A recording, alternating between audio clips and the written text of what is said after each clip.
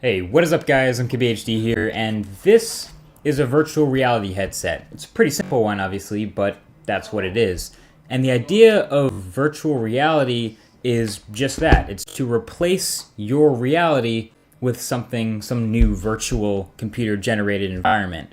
And it could be some game or some environment you walk around or some video that's playing all around you when you look around. But the idea is to trick your brain into thinking that that's your new reality. So VR started with the Air Force actually as part of their flight training program, and it's flight sim. Now obviously that's much easier and cheaper to have new pilots practicing stuff like fighting maneuvers and shooting things and ejecting and crashing, all without shooting and ejecting and crashing actual million-dollar planes. So that's where VR makes perfect sense. Now in 2015, companies are making these personal VR experiences that you can just buy and use for your own entertainment. All you have to do is just put it on your face. So they do this by taking over your sight. So just like we use headphones to completely take over our sense of sound, this headset totally takes over your vision. Inside this one, Google Cardboard is a pair of lenses and a place to hold your smartphone, which becomes your screen and your VR engine. Now there are actually two kinds of VR headsets. Type 1 is the accessory that you plug your smartphone into that becomes the screen. So something like Google Cardboard or Samsung's Gear VR. And then Type 2 is the standalone unit that does everything. It has a gyroscope and the screen and everything built in. So that would be something like Oculus Rift or HTC's Vive. Both types, of course, have these lenses that help your eyes focus on the stereoscopic image that's right up against your face, which isn't great for your eyes, by the way, but whatever.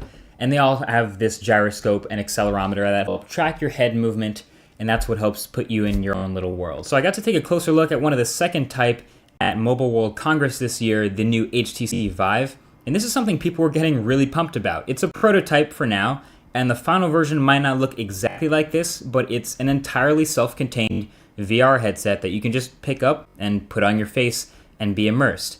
Of course, it's a little more complicated than that, but you have all these little dots around it for sensors, so you actually need to set up little sensors around you to track your head in 3D space. Oculus Rift also has some similar looking sensors for the same reason. It's tracking your head, so on one hand, that's going to be awesome for immersion. The more accurate these sensors can be, the more closely it'll mirror your head movements. So since you're in 3D space, you can literally move your head forward and peek around a corner, which is pretty. If you're in 3D space, you can literally move your head forward and peek around a corner, which is pretty awesome. But on the downside, that does require having a little bit more space to actually set up your VR experience, which sounds kind of like a pain.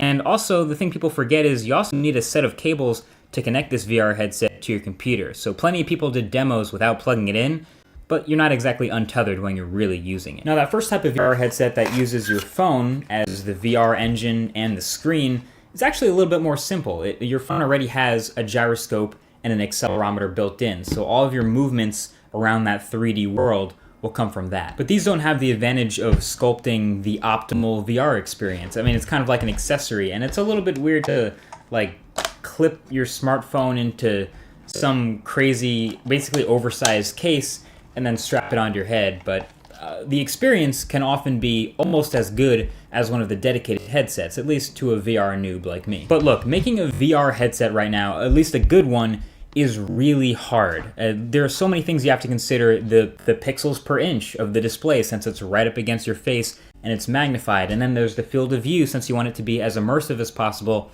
And pixels per degree, since everything's magnified and so close to your face.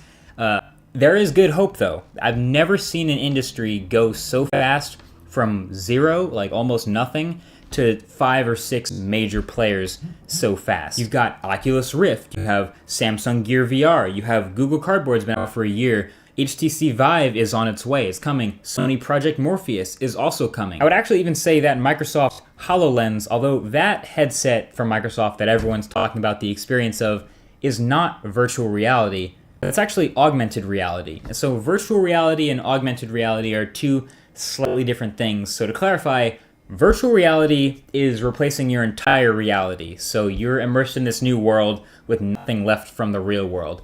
Augmented reality is just that. It's augmenting your reality a little bit. It's adding some things and combining it with the real world. And oftentimes that'll be in the form of an overlay or seeing something on top of a real world object.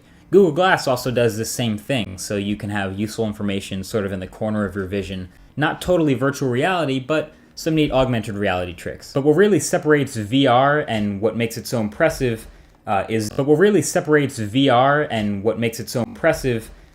the immersion factor, the fact that you're totally in this world. So just like with headphones on when you can't really hear anything else other than the music you're listening to, with a VR headset, you're essentially blindfolded and put into this entire new world with whatever the artist makes.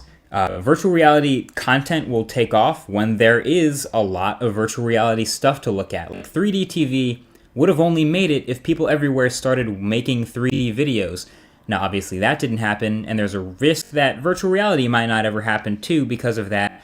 But I think there's at least something special here that 3D TV might not have had. I think the first time someone sees a 3D TV that works really well, their reaction might be, oh, wow. But the first time someone sees like Oculus Rift or gets a really good virtual reality demo, they're like, wow, this is impressive. And that's what makes it so cool. So yeah, the next time you're considering whether or not virtual reality will become a thing or not, think about what would you do with it. So thanks for watching. I'll talk to you guys in the next one. Peace.